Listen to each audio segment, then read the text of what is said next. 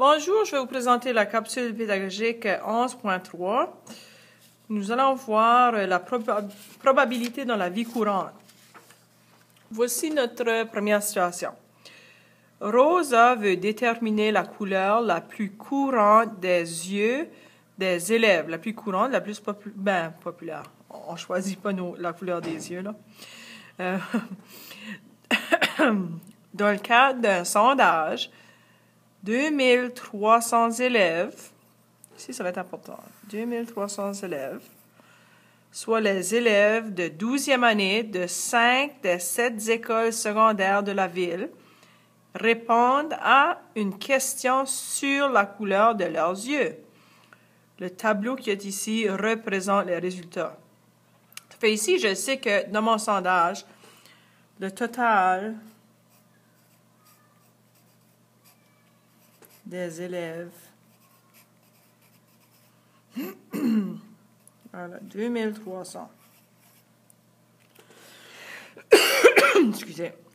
Fait qu'on voit couleur des yeux, brun, bleu, vert, autre.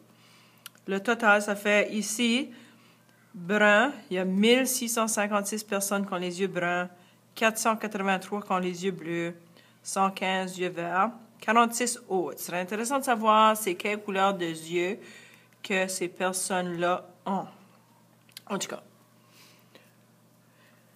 on veut savoir ici, combien prédis-tu qu'il y aura d'étudiants aux yeux bruns parmi les 7200 étudiants de l'université? Montre la façon dont tu procèdes pour faire ta prédiction. Alors, ça fait dans l'école, ou les 12e années, aux yeux bruns. Les yeux bruns. J'ai 1656 élèves sur un total de 2300 élèves. Ça fait 1656 élèves, les yeux bruns. Le total de tous les élèves de la 12e année qui ont fait partie qui ont répondu au sondage, c'est 2300. Alors, je vais faire ici, c'est une division, hein? Ça fait 16 1656 divisé par 2300 égale. Ici, ceci, je vais le mettre à la gauche. Ceci, ça me donne 72 centièmes. Et si je fais fois 100, ça me dit que ça fait si j'ai 72 centièmes fois 100, ça me donne 72%. Alors, 72% de la population étudiante de la 12e année avait les yeux bruns.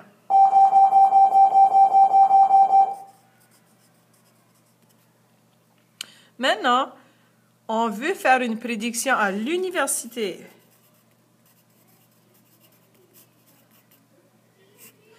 Il y a 5200 élèves et on veut savoir environ combien d'élèves auront les yeux bruns. Alors, 72%. Je vais trouver 72% de 7200.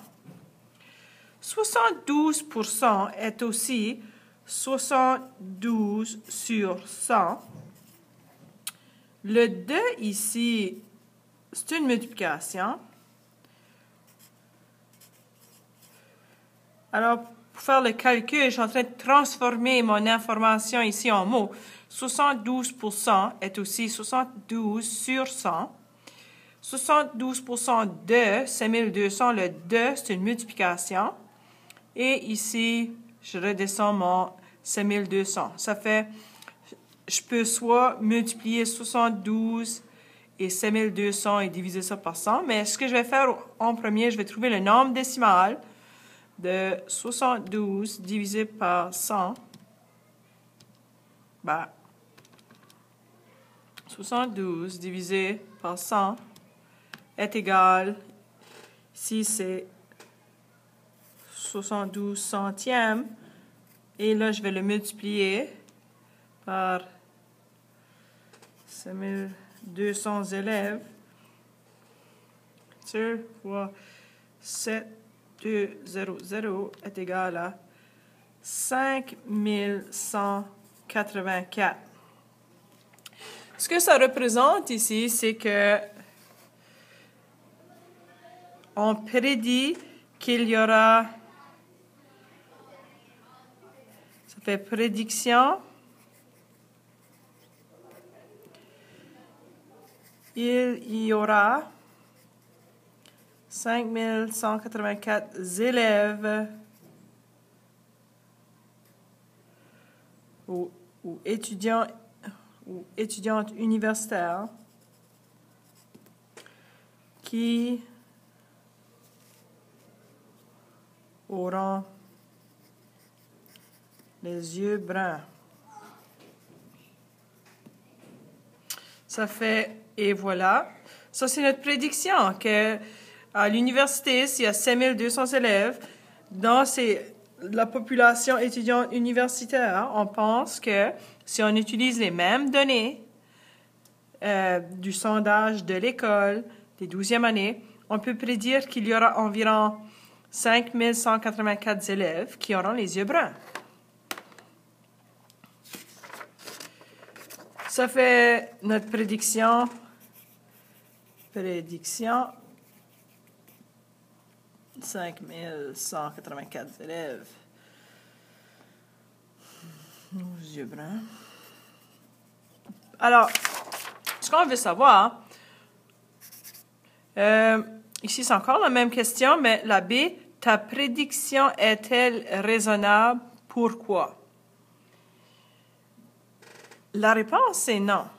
Et on va regarder la prochaine page pour mieux comprendre. Pas celle-là, l'autre. La prochaine. Et celle-ci.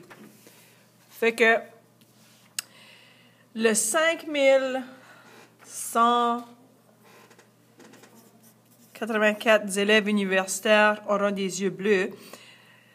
Ce n'est pas représentatif d'une population et peut donner des résultats incorrects dans une enquête statistique. Ça fait les écoles, comme par exemple les écoles à l'île du Prince-Édouard, notre population étudiante dans les écoles de l'île du Prince-Édouard n'est pas nécessairement pareille que la population étudiante à UPI. Ça fait une université compte souvent des étudiants d'un autre coin de la province ou du territoire, d'une autre province ou d'un autre pays. Il se pourrait que l'échantillon, ça fait l'échantillon, soit biaisé et que la population ne soit pas valide pour la population universitaire. Ça fait ici, exemple d'échantillon biaisé.